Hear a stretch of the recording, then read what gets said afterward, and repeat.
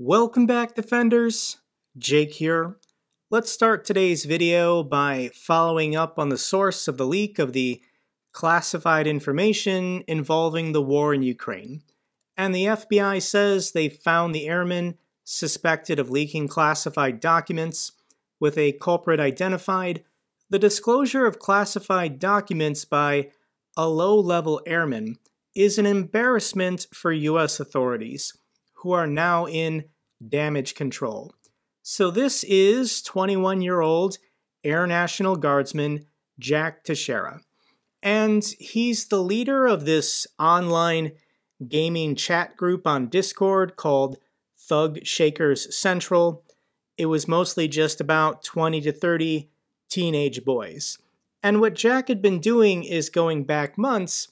He was initially leaking classified information by just typing out the information in the group chat. But he was concerned that he was not being taken serious, that he in fact was leaking classified information. It's at that point he started printing off the documents, taking them home, photographing them with his phone, and then uploading them to the group chat in order to once again impress his friends. So all he wanted was respect and attention.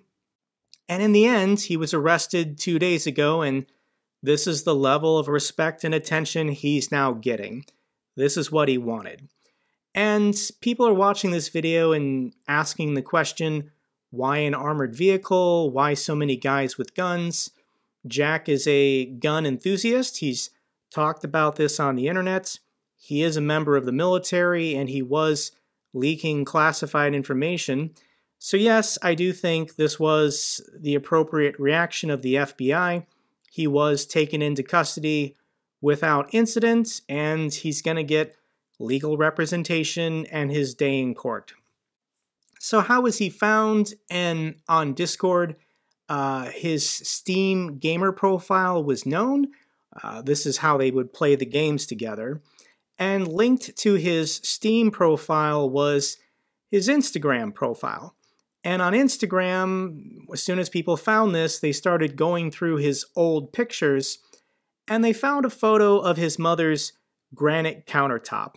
This is the exact same granite countertop that pictures of the classified information were taken with. You can see the pattern of the quartz in the granite, almost identical. This was enough for a judge to issue an arrest warrant, and Jack was taken into custody. So the question that everyone is asking is, how and why did he have access to all of this classified information? And his job in the Air National Guard was Cyber Systems Operations. Let me read for you the job description. The Air Force relies heavily on advanced computer and software systems, so it is paramount to keep those systems safe. It's the job of a cyber systems operations specialist to design, install, and support our systems to ensure they operate properly and remain secure from outside intrusion. Doesn't really protect you from inside intrusion when basically Jack was in charge of the computers that host secret and top secret information. He didn't have a need to know for any of this information, but he needed a top secret security clearance just to work near or work on these computers.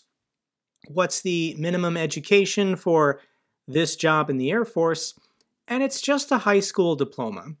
And that really is one of the strengths of the United States military, that they will take an 18 or 19-year-old with no advanced education and then teach them everything they need to know to do a very important job.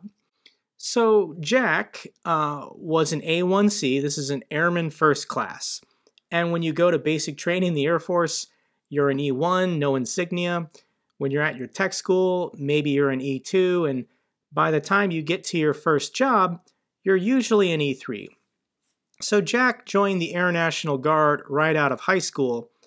And pretty much within the first couple months of being on his job, he was abusing his power and authority to leak these classified documents to impress his friends. But when you look at this rank structure, everyone who's an E9, a Chief Master Sergeant of the Air Force, at some point in the past they had to be an Airman First Class. Everyone has to start somewhere. And in the United States military, it's actually really easy to give out top secret security clearances to people fresh out of high school. They don't really have any life experience. When I joined the Air Force at 32, I also had to get a top secret security clearance, and it was much more difficult for me having 14 years of adult activity in order to investigate. But with high schoolers, as long as they graduate and they have a clear criminal record, they've never been arrested, then yeah, usually they'll be given a top secret security clearance. So Jack was assigned to the 102nd Intelligence Wing. This is in Massachusetts, located at Otis Air National Guard Base. And in my opinion, everyone in Jack's chain of command needs to be fired for this. So there's going to be a lot of maybe staff, tech, or master sergeants. We've got captains, lieutenants, colonels, majors. I think everyone up to the group level at this airbase needs to be fired and replaced. And for guard bases, it's a little awkward because the people in these positions, in these jobs, they don't move around. They don't change bases. That's why people join the Air National Guard. It's so you can stay in your hometown and you don't have to move.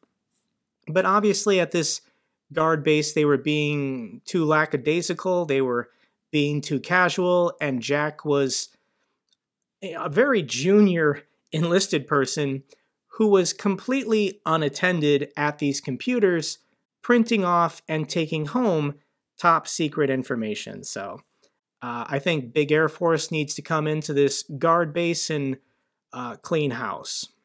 So concerning the classified documents, there still is information from them making headlines in the news, and I do want to share just a little bit with you.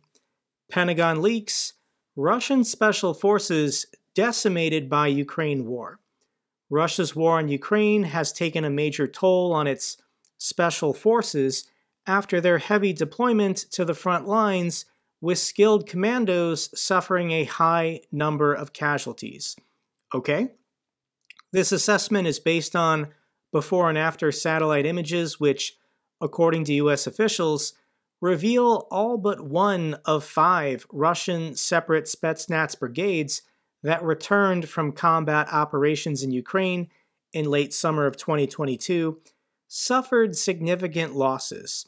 So 80% of Russia's special forces have been decimated by being sent to the front lines in Ukraine. It's estimated that it might take Russia more than a decade in order for their special forces to recover from these insane losses.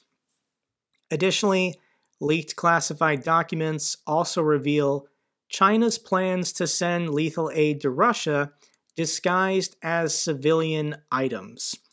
So was China thinking about getting cute and sending lethal aid disguised as body armor or medicine? Because of this leak, China has now had to come out publicly to deny it.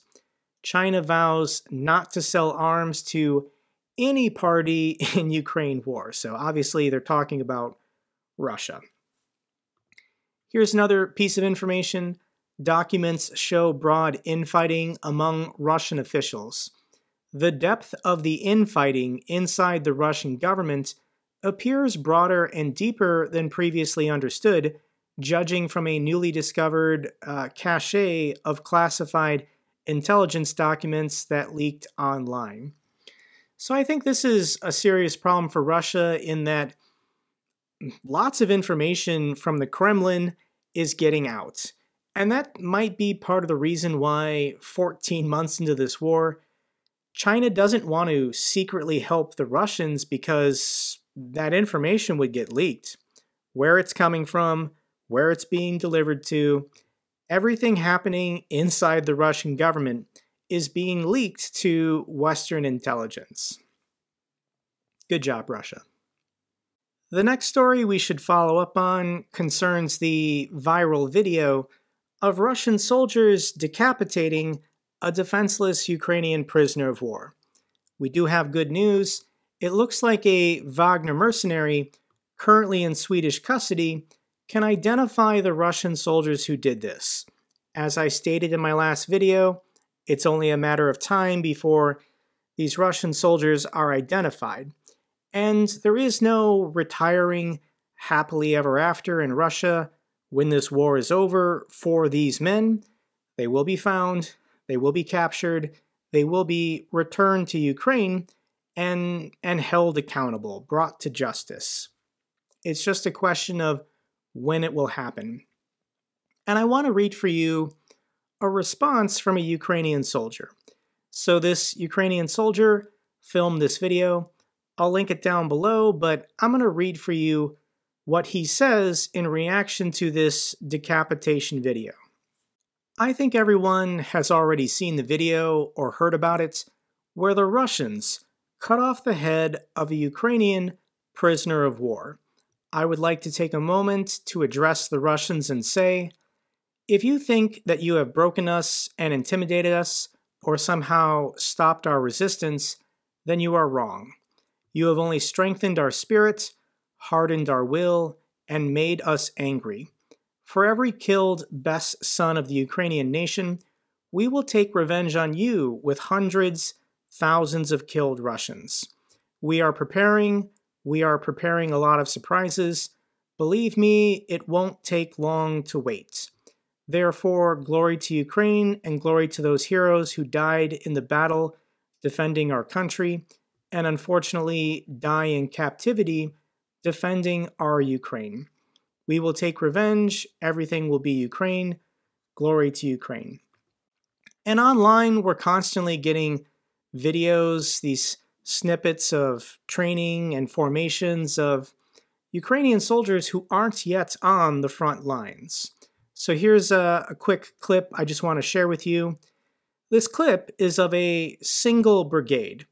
How many soldiers are in a brigade traditionally? And it's between 3,000 and 5,000. And Ukraine currently has 175 brigades. This video clip is just one brigade. To put this in comparison, the United States Army only has 31 brigades. So what Ukraine has been trying to do the last 6 months is equip and train tens of thousands, if not hundreds of thousands of men who haven't reached the front lines yet. They're waiting for the delivery of Western equipment. These guys need armored personnel carriers, they need tanks, they need the proper equipment to outfit a combat-effective brigade.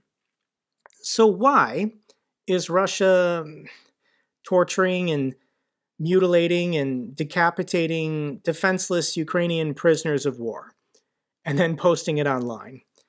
And I'm going to argue to you it's not to intimidate or scare the Ukrainians. I think it's to intimidate and scare their own soldiers. And this week with Dmitry over at War Translated, lots of crazy videos to share with you.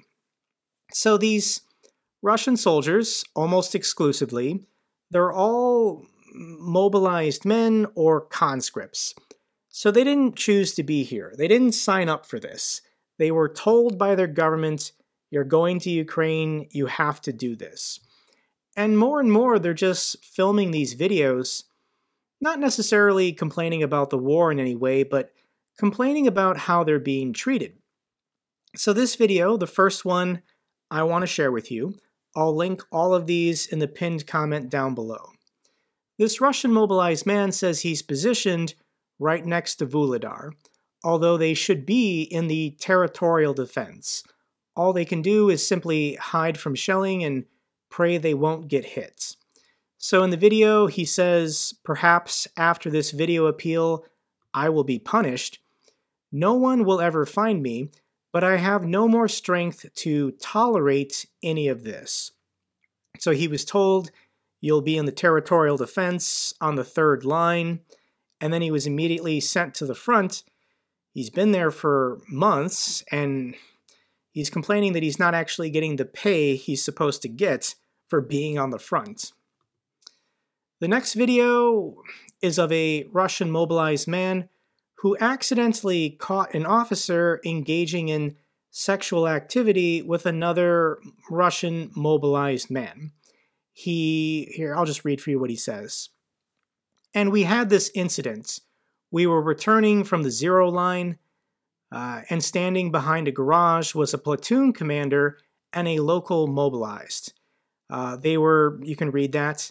Together, we looked in awe. They noticed and grabbed us and said if we tell anyone, we will go as stormtroopers. I didn't tell anyone, but still, after 2 days, was sent to the assault brigade."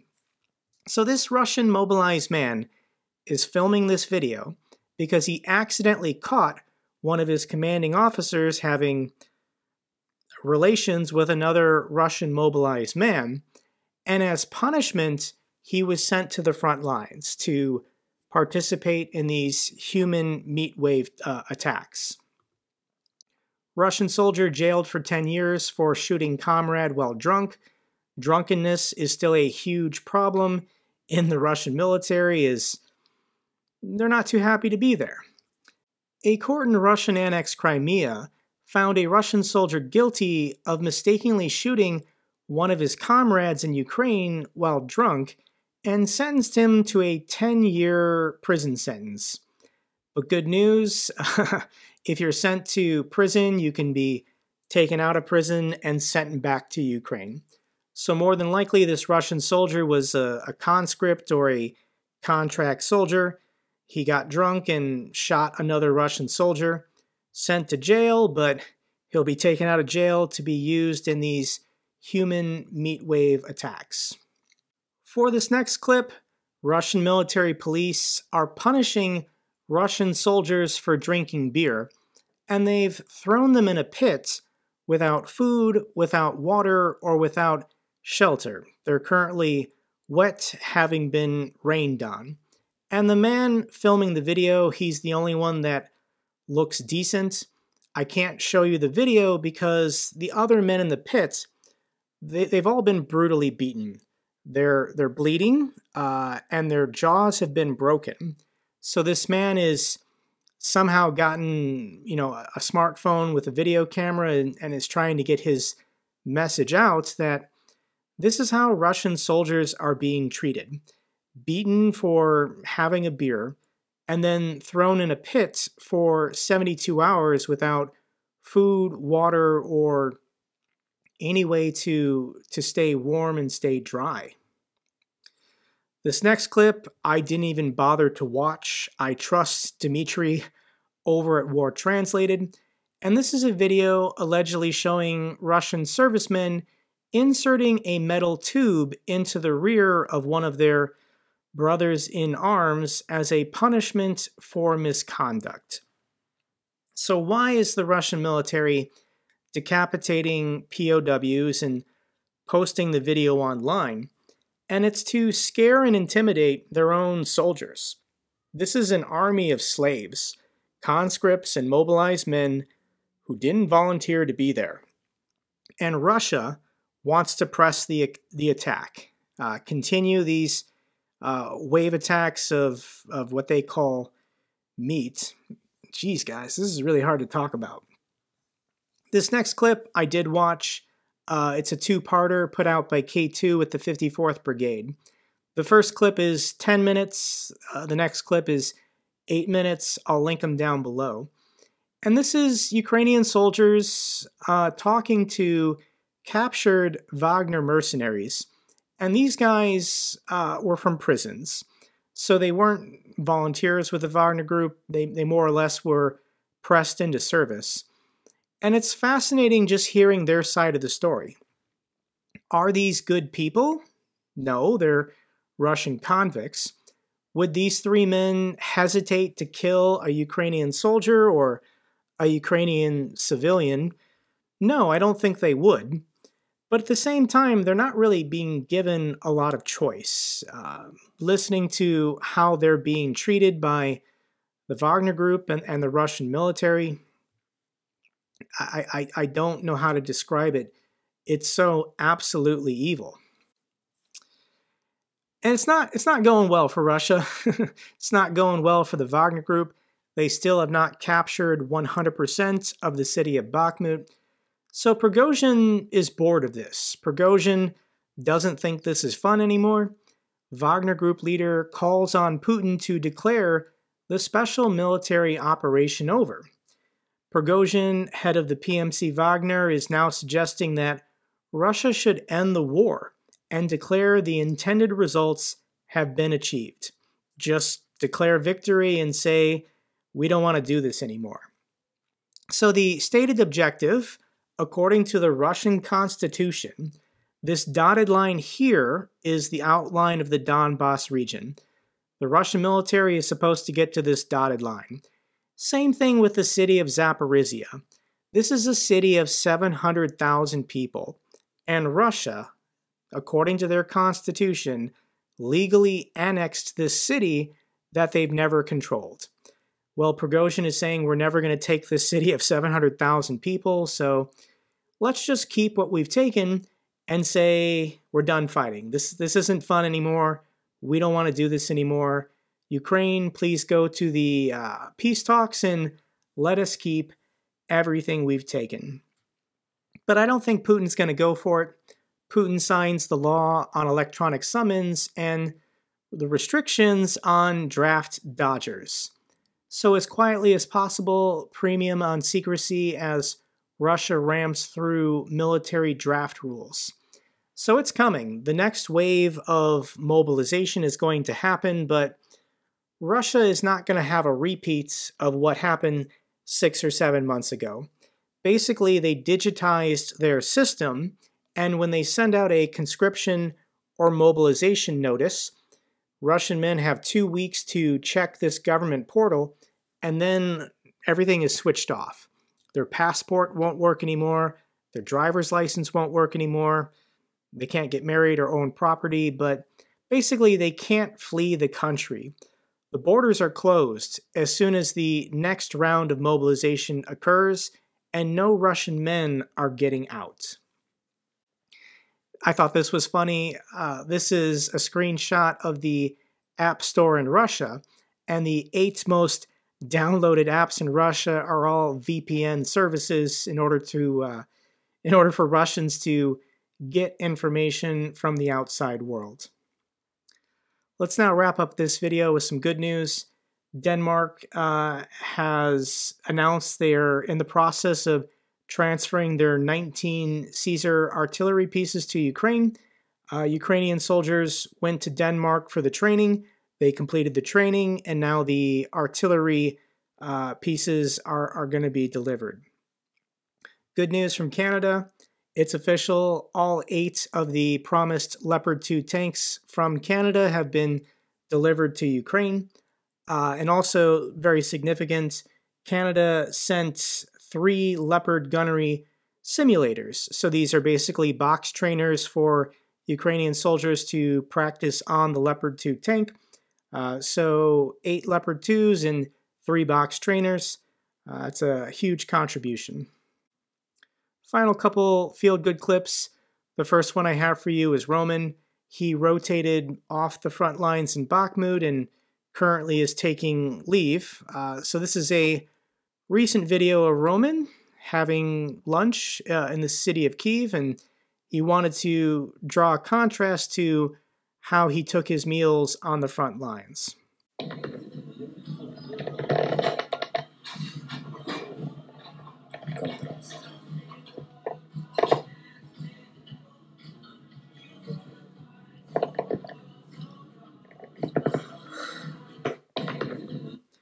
Long-term, returning to civilian life is going to be very difficult for a lot of these Ukrainian defenders.